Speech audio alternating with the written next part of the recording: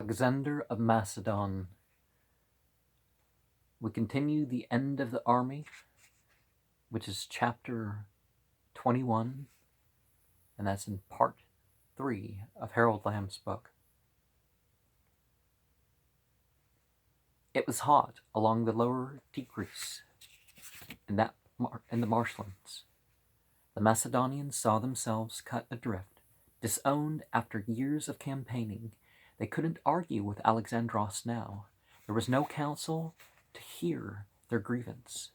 They shouted at Alexandros's messengers, "We will all go home, or none.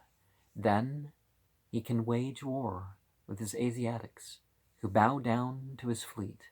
His father, Ammon, can help him to wage war." When he had heard that, Alexandros stormed into their camp with officers and Hypaspists following him, climbing on a wagon. His nerves on edge, he waved to the veterans to close in around him. "As far as I'm concerned," he shouted at them, "you men can all go. All of you, whenever you wish." There was a moment's silence when they shouted back at him, "We aren't men. You said so. We are casualties. We're ghosts. We won't take orders." Alexandros jumped down among them. White with anger, he gripped the speakers and whirled them back toward the guards, who pushed after him. 13 he ordered executed. Then he stopped, because the mob of soldiers had fallen silent.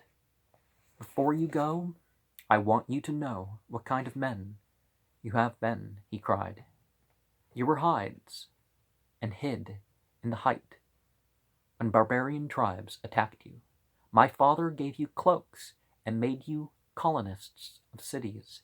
He gave you Greeks to the commonwealth of the Macedonians. When we started forth from the country where you could not support yourselves, I had only some gold and silver cups and 60 talents in money. I had a debt of 500 talents, and I borrowed 800 more to equip you.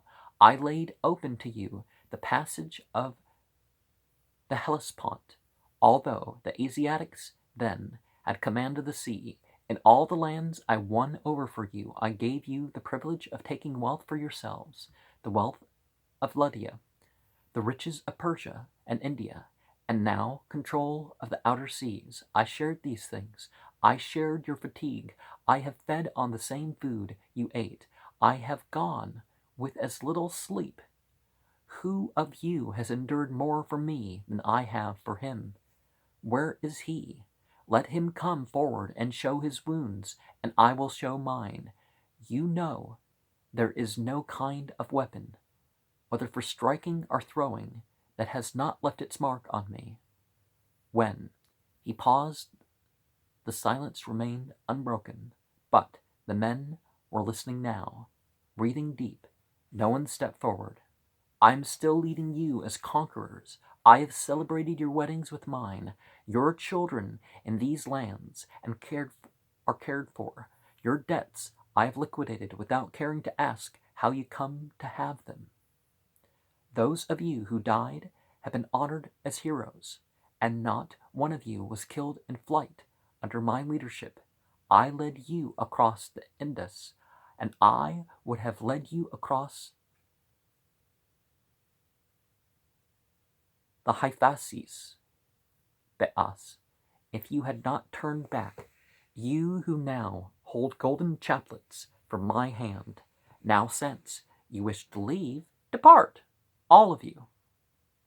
Go back and report at home that you left your king Alexandros alone among subjugated foreigners. Go!" And he pushed his way out of the crowd, going direct to his quarters, saying that no one would be admitted to see him. The soldiers made no move to follow. Low-voiced, they discussed his decision, reminding each other that he had a magic tongue and had won them over like that before now. The worst of it was that they knew he would carry out his word. He would stay, turn over the rewards to them, and let them march off. And what would be said of them and Macedon? They were still arguing the next day when they heard that Alexandros had begun to appoint Persians to high command and name Asiatic regiments as guards, even giving them silver shields like those of the companions. On the third day, something like panic ran through the Macedonian ranks. The veterans pressed together in a crowd and pushed towards Alexandros's tent. They threw their weapons down at the entrance, sending in word that they would stay there day and night until he heard them. Then they added a pledge that they would surrender the men who had been active in stirring them up against him. When Alexandros came out, they took hold of his hands and touched his mantle, supplicating him. This time Alexandros could not speak because he was close to tears himself. A captain of the companions said, "What grieved us was that you took Persians for kinsmen, when you have never accepted us so. You are my kinsmen."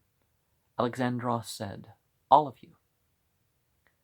The men caught up their weapons, shouting and running about him until he promised that they would feast together. Before that, he made sacrifice in the old way, and he seated before the Macedonian officers nearest him at the banquet, the Persians below him. When the wine bowl was passed around, the king drew a cup from it with his men. Both the Greek soothsayers and the Magians presided at this thanksgiving. As Alexandros drank, he prayed for a commonwealth of the two peoples. The long conflict between Alexandros and his army came to its end here, at the love feast on the Tigris. On the Tigris, Alexandros got his way, as almost always happened, by persuasion. His oration to the mob at the river had operated on their minds as delicately as a surgeon's knife, for Alexandros understood the mentality of his veterans. Here in Asia, he had been able to educate the Iranian and Syrian youth after a fashion, but he had no control over the rude schooling of the Macedonians at home. Their outlook had changed very little. The veterans of the India campaign had remained as they had been before Ka'ranaa, hard-headed peasants, stubborn, covetous of the feel of gold in their hands, craving the ownership of good soil, wagons, and animals. Beyond that, they had pride in their service records, and they felt satisfaction in their dominance over the more intelligent Asiatics, and in their fellowship with the almost worshipped Alexandros Megas, and the extending of borders, various types of wealth, slaves or servants, even people converting to your ways, or some of your way. These things are extras in war. But if people fight for these things alone, Islamic tradition says that the curse of God be upon them.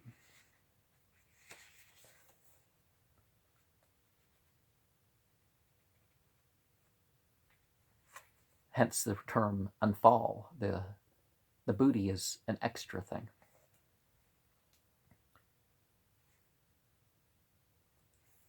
The war spoils. I read old translations, so different. Anyways, upon these traits, Alexandros had played, calling them conquerors and taking credit himself for only lands he had subjected without warfare, and for the battle ordeal he had shared with them. In this he had been honest. The thing closest to his heart had been the loyalty of the veterans, and for the last 2 years these Macedonian soldiers had been his greatest anxiety. Some of the higher officers, like Hephaestion and Eucestus, had adapted themselves to the East and to Alexandros' new viewpoint. Thousands of the rank and file must have done so also, and contented themselves with marrying Eastern women and remaining as colonists in the New World. But the cleavage between Alexandros and the homesick Macedonians could no longer be closed. The choice was left to the men of all ranks and organizations. Some 10,000 elected to return to Macedon, and they were given full pay to include the time of their journey home, and Alexandros gave a bonus of 1 talent, nominally about $1,000, actually the equivalent of some 15,000 to each man. The families of all soldiers who had died while on duty were freed from taxes and awarded privileges sufficient to support them. Alexandros made one stipulation, that the children born to the demobilized soldier by Asiatic women should be left behind. He promised that these children would receive a Western education. The returning veterans marched off with full honors, with no less a leader than Craterus.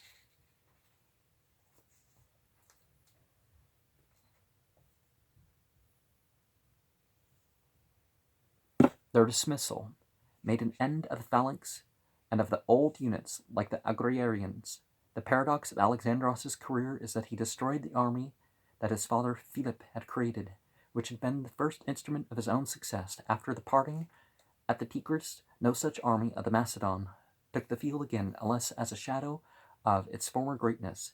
Philip had created a citizen army of Thessalians and agrarians, as well as native Macedonians. Imbued with a high spirit, such a national army no longer fitted to the Eurasian scheme of things. What remained under Alexandros' direction was an army of the nations. Alexandros had done something unprecedented in sharing his new wealth with the Macedonian veterans. In a literal sense, he had carried out his promise to make them sharers in his enterprise. His new armed forces were held together as yet only by the force of his personality.